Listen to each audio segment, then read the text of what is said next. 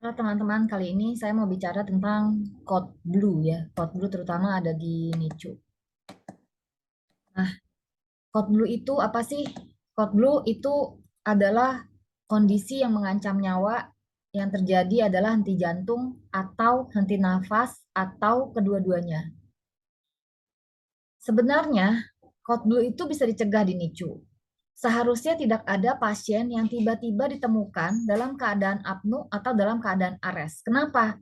Karena selama pasien dirawat, dia dilakukan pemantauan tiap jam. Ada flow sheet yang harus diisi tiap jam. Yang pasti teman-teman pernah melihat flow sheet ya, yang dipantau tiap jam, diisi harus tiap jam.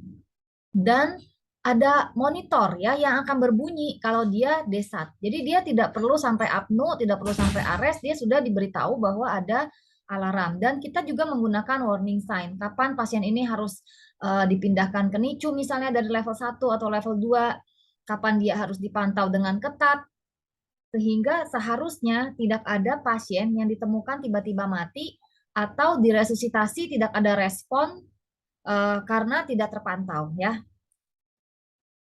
Nah, langkah yang harus dilakukan apabila kita mendapatkan pasien dengan code blue adalah yang pertama teriak code blue. Yang kedua, bebaskan jalan nafas ya, gunakan rumus ABC. Yang ketiga, berikan uh, pernapasan dengan ventilasi tekanan positif ya. Teman-teman bisa menonton video mengenai VTP. Dan yang keempat, berikan pompa jantung jika memang ada bradikardia di bawah 60 atau ARES. Kita lihat nomor satu ya. Jadi ketika pasiennya code blue, perawat harus bilang code blue, teriak ya, code blue, teriak. Kenapa? Karena jangan sampai si perawat ini pergi meninggalkan pasien, lalu mencari pertolongan. Pasiennya keburu mati ketika dia datang kembali dengan pertolongan. Ya, perawat lain yang mendengar code blue segera menuju lokasi. Jika tidak pekerjaannya tidak emergensi, maka dia harus tinggalkan. Kecuali perawat itu sedang code blue juga. Jadi kalau dia lagi ganti popok, tinggal. Ya, dia lagi mau memberikan suntikan, tinggal dulu gitu. Ketika dia sudah datang ke lokasi code blue dan jumlah penolongnya sudah 3 orang, dia baru tidak perlu lagi menolong. Jadi 3 orang di lokasi code blue itu sudah cukup.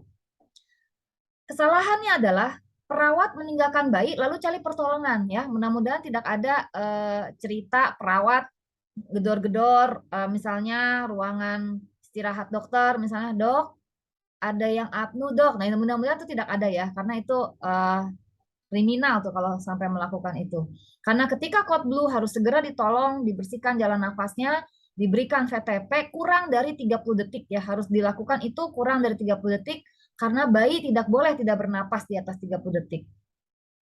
Dan jangan pernah bercanda dengan code blue ya, sehingga nanti kalau teman-teman lagi praktek gitu ya, terus teriak code blue, terus orang-orang jadi pada datang, akhirnya nggak ternyata cuma bercanda ya, itu jangan pernah melakukan itu ya, karena jika Anda pernah melakukan itu dan akhirnya pasiennya Anda code blue, nggak ada lagi yang datang ya, dan ini harus benar-benar diperhatikan ketika mendengar code blue, siapapun meninggalkan pekerjaan yang non emergency untuk menolong.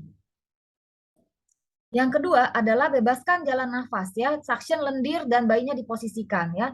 Sering sekali pada bayi super prematur code blue-nya karena airway ya, karena lehernya tertekuk ya. Nah, suction tersedia di setiap bed ya. Ini lihat, suctionnya harus terpasang, harus siap dipakai. Kalau ada pasiennya, ini suction harus siap untuk dipakai ya. Jangan sampai ketika kita mau suction diperlukan, ternyata filternya rusak, tekanannya nggak jalan, selangnya entah ada di mana ya, tabung suctionnya entah tercopot di mana. Kesalahannya biasanya suction tidak siap sedia, terus bayinya tidak diposisikan. Padahal cara membuka jalan nafas itu salah satunya adalah posisi ya. Atau perawatnya tidak melakukan ABC ya. Dia sibuk dengan yang lain ya. Entah dia sibuk ngebenerin saturasi. Nah, ini paling kriminal nih, jangan lakukan ini ya. Jadi pasiennya udah desat ya, mengalami code blue lalu sibuk, jangan-jangan eh, monitornya lah yang salah, jangan-jangan marker saturasinya lah yang salah. Jangan ya. Jadi setelah teriak code blue langsung bebaskan jalan nafas ya. Kurang dari 30 detik bayi sudah mendapatkan tekanan ventilasi positif. Dan nomor 3 adalah breathing, ventilasi tekanan positif. Harus efektif ya.